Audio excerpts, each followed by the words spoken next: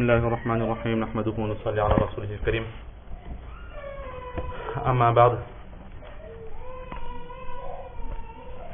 وبه قال حدثنا موسى قال حدثنا جرير بن حازم قال حدثنا أبو رجاء عن سمرة قال قال النبي صلى الله تعالى عليه وعلى آله وسلم ورضي الله عنهم أجمعين رأيت الليلة رجلين أتياني فقال الذي يوقد النار مالك خازن النار وأنا جبرائيل وهذا ميكائيل. Paragraphe aujourd'hui dans ce livre du Bukhari Sharif, dans toujours le chapitre sur la création des anges, nous avons donc un nouveau récit qui nous est rapporté par Hazrat Moussa, qui rapporte de Jarir, fils de Hazim, qui rapporte de Abu Raja, qui rapporte de Samura, qui dit que le saint prophète sallallahu alayhi wa sallam a dit: j'ai vu dans la nuit deux hommes qui se sont présentés à moi, et ces deux hommes ont dit que celui qui allume le feu, c'est Malik, le responsable de l'enfer, le gardien de l'enfer. Et moi, l'un des hommes dit, moi, je suis Jibraïl, et lui, en faisant signe en direction du deuxième homme, c'est Mikaïl alayhi salatu wa salam. Donc là, nous avons un récit très court de le Bukhari Sharif qui a été mentionné dans ce chapitre tout simplement parce que dans ce hadith, le saint prophète sallallahu alayhi wa sallam prouve l'existence de trois anges. Encore une fois, l'ange Jibraïl, l'ange Mikaïl, celui qui s'occupe, on va dire, de la nature, de la pluie, etc. Et Malik, le responsable, le gardien du feu de l'enfer. Allah subhanahu wa ta'ala nous en préserve. Donc voilà le hadith en lui-même. Mais il faut savoir que ce hadith est très résumé. Plus que résumé. Et ailleurs dans le Bukhari Sharif, Imam Bukhari, il va mentionner le hadith de son intégralité. Hadith que nous avons déjà tous entendu et déjà traité aussi. C'est que le saint prophète sallallahu alayhi wa sallam, Samura fils de Jundub, dit que l'habitude du saint prophète sallallahu alayhi wa sallam était que lorsqu'il avait terminé sa prière, il se tournait vers nous et disait: parmi vous, est-ce que quelqu'un a fait un rêve? Donc est-ce que quelqu'un a vu quelque chose dans son sommeil, un rêve qu'il a interloqué, il aimerait avoir une interprétation? Si parmi nous quelqu'un racontait son rêve, alors le saint prophète sallallahu alayhi wa sallam interprétait son rêve selon la volonté d'Allah subhanahu wa ta'ala. Mais un jour le prophète d'Allah nous a posé cette même question: avez-vous, quelqu'un parmi vous a-t-il fait un rêve dont il veut l'interprétation? Et là nous avons dit au prophète d'Allah: non, personne parmi nous n'a vu de rêve spécifique. Et c'est là que le prophète d'Allah dit que vous n'avez rien vu. Mais moi, dans la nuit, j'ai rêvé de deux hommes qui se sont présentés à moi. Ils m'ont pris par la main, m'ont amené jusqu'à la terre sacrée. Et c'est là que j'ai vu un homme qui était assis et un deuxième qui était debout, et dans la main de celui qui était debout se trouvait un crochet en fer. Et certains compagnons rapportent d'un narrateur Moussa, le narrateur donc il s'appelle Moussa, ils disent que dans donc la narration de Moussa, le prophète sallallahu alayhi wa sallam, il ajoute, et Moussa c'est Moussa fils d'Ismaïl, qui est l'un des professeurs de Imam Bukhari. Et qu'est-ce que ce narrateur il dit? Bon, maintenant au sujet de Moussa, dans la grande version, Imam Bukhari n'a pas mentionné l'ascendance, l'appartenance de Moussa, donc Hazrat Moussa ibn Ismaïl. Il faut savoir que lorsque dans un hadith on ne mentionne pas un narrateur dans son intégralité, alors ce hadith perd de la valeur. Mais il faut savoir que dans le livre de Imam Bukhari, lorsque il mentionne le nom de Moussa sans faire allusion à son ascendance, à son appartenance, cela n'affectera pas le hadith, car c'est l'habitude de Imam Bukhari alayhi rahma que dans son livre, il ne mentionnera que de narrateurs authentiques sûrs. Donc par rapport à cela, même s'il n'a pas fait allusion à l'ascendance, à l'appartenance de Hazrat Moussa fils d'Ismaïl, cela n'affectera pas le hadith d'Imam Bukhari. Allama Kirmani dit que Imam Bukhari, pourquoi est-ce qu'il n'a pas mentionné l'appartenance de son professeur? Alors une réponse qui est donnée, peut-être qu'il a oublié tout simplement le nom de famille, l'appartenance de ce Moussa en question, Hazrat Moussa alayhi rahma. Mais c'est une réponse qui n'est pas forcément la meilleure, car nous avons déjà vu dans le préambule de ce livre la mémoire de Imam Bukhari alayhi rahma, qu'il se rappelait de la biographie de tous les professeurs qu'il avait eu, de tous les narrateurs. Donc, quand il connaît la biographie de ses professeurs et des narrateurs, comment peut-il oublier l'appartenance de ses professeurs?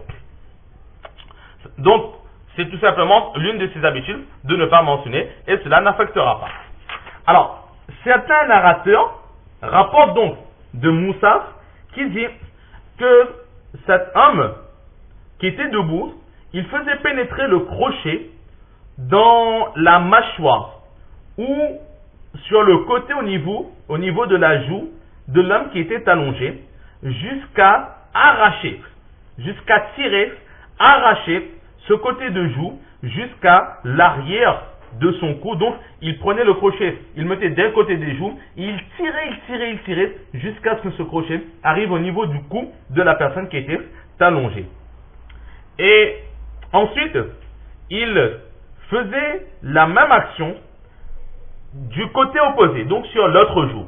Et pendant qu'il étirait l'autre joue, la première joue retrouvait son état normal, son état premier. Allah subhanahu wa ta'ala nous en préserve. Alors le prophète sallallahu alayhi wa sallam qui dit que j'ai questionné, c'est quoi ça? Quel est ce châtiment? Et là c'est des hommes qui ont dit, marche, marche, marche. Alors le prophète d'Allah qui dit, sous leurs ordres, j'ai continué à marcher jusqu'à arriver devant un homme qui était allongé sur le dos et un autre qui était debout devant sa tête, et dans sa main il avait des galets, des rochers, et il écrasait le visage de cette personne avec ce rocher. Et il frappait tellement fort avec ce galet qu'une fois que le visage de cette personne était écrasé, le rocher, le galet déboulinait, il partait, il glissait, il descendait. Donc par la force, donc, il roulait, il s'éloignait de cette personne.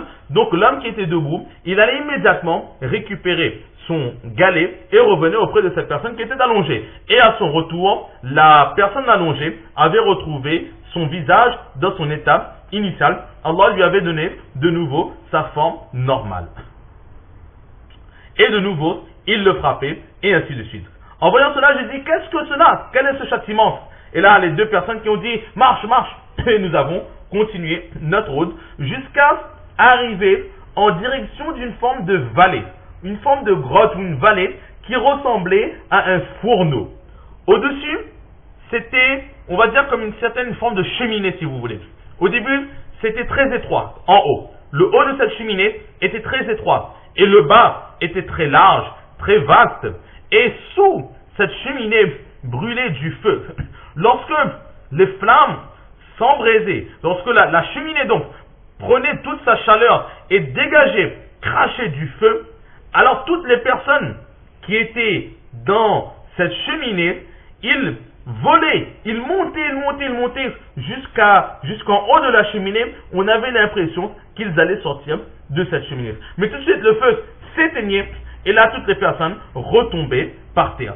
Et dans cette cheminée, il y avait des hommes et des femmes qui étaient dénudés, dévêtus, qui n'avaient aucun vêtement. Alors en voyant cela, j'ai questionné, qu'est-ce que cela? Et là ils m'ont dit, marche, marche, jusqu'à ce que nous sommes arrivés devant une rivière de sang, dans laquelle se trouvait un homme.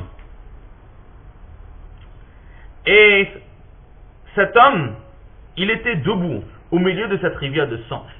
Un narrateur, Yazid, ainsi que Wahb, fils de Jarir, fils de Hazim, rapporte que sur les rives de cette rivière se trouvait un autre homme qui lui tenait dans sa main des rochers.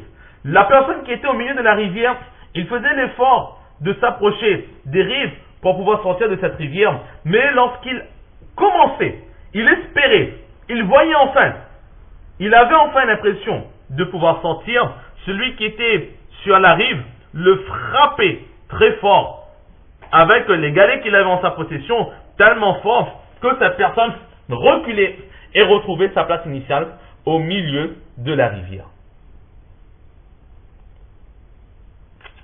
En voyant cela, j'ai dit, qu'est-ce que cela, qu'est-ce que cela? Et c'est là que les personnes m'ont dit, continuons, continuons, jusqu'à ce que nous sommes arrivés devant un jardin verdoyant dans lequel il y avait un arbre très très imposant. Au pied de cet arbre se tenait un vieil homme ainsi que des enfants.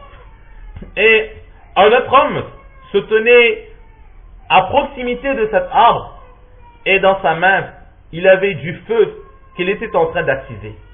Et nous sommes, donc ces deux hommes ont grimpé sur cet arbre avec moi et nous sommes montés en haut de cet arbre se tenait une maison, une belle maison. Je n'avais jamais vu de maison aussi belle que cela. Dans cette maison se tenaient des hommes, des vieillards, des enfants, des femmes, beaucoup de personnes. Et ensuite, ils m'ont fait sortir de cette maison et nous sommes montés un peu plus haut de cet arbre jusqu'à entrer dans une maison qui était encore plus belle que la première maison, dans laquelle se tenaient des vieillards et des enfants. Alors, je me suis arrêté, je me suis adressé à ces deux hommes, j'ai dit toute la nuit, vous m'avez fait visiter des lieux incroyables, impressionnants. Maintenant, explique-moi ce que j'ai vu. Et c'est là que ces deux hommes vont dire que d'accord, ce que tu as vu au début, la personne qui se faisait déchiqueter ses joues, c'était un menteur qui ne cessait de rapporter ce qui n'était pas véridique. Et ces mensonges étaient propagés aux quatre coins de la terre. Et sa punition sera celle que tu as vue jusqu'au jour de la résurrection. La personne que tu as vue, dont le visage se faisait fracasser, Allah nous en préserve, c'était cette personne à qui